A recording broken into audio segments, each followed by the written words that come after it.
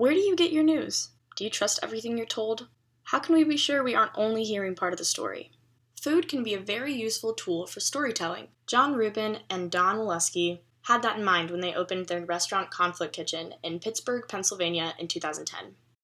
They came up with a great way to get people talking about the perspectives of people from countries the U.S. is in conflict with. The goal is to engage the public with foreign cultures that they might know little about outside the media's oftentimes one-sided opinions of U.S. politics through food. Conflict Kitchen showcases one country at a time by adjusting its menu to give people access to the traditional cuisine from that area. Accompanied by events, performances, publications, and discussions, the menu encourages patrons to engage in the culture, politics, and issues from the country inspiring the menu.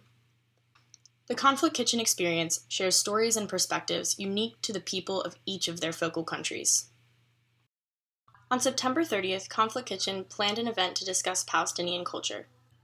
The lunch hour event was described as one-sided, and a spokesman at the Jewish Federation of Greater Pittsburgh criticized the restaurant, saying that the Palestinian terrorists are not in conflict with the United States, and that the restaurant only presented Palestinian points of view on the Israeli-Palestinian conflict.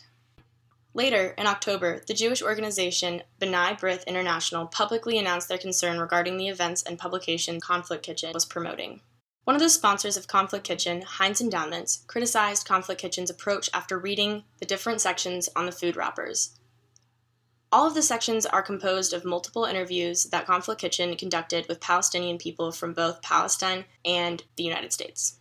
The president of Heinz Endowments said that the text on those food wrappers quoted anti-Israel sentiments, while the restaurant states that calling the text anti-Israel is a mischaracterization. The Palestinian version of Conflict Kitchen became so controversial because the United States has a history of involving itself in the conflict between Palestine and Israel, and in reality does not have a conflict with just Palestine. Focusing the menu and all that accompanies it on Palestinian culture while not providing the Israeli perspective, though unintentional, could easily be interpreted as anti-Israel. Conflict Kitchen has spoken out about the extent to which they do their research. Before featuring a country, they travel to the region of interest and spend time cooking with and learning from locals. In this iteration, Reuben and Sarah spent 8 days in the West Bank and parts of Israel.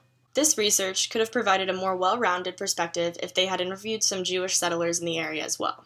There are now over 350 Jewish settlers in the West Bank and over 200 million in East Jerusalem, and these settlements are illegal according to international law, but Israel counters by saying that they aren't really illegal because Palestine isn't really a state. Food wrappers talk about these Israeli settlements, the zones that divide the Palestinians and the Israelis, the restrictions that Palestinians have, and the protest and resistance in Israel, but all from a Palestinian perspective. Conflict Kitchen says that they believe that presenting the viewpoints of Palestinians promotes understanding of Palestinians, and they're right.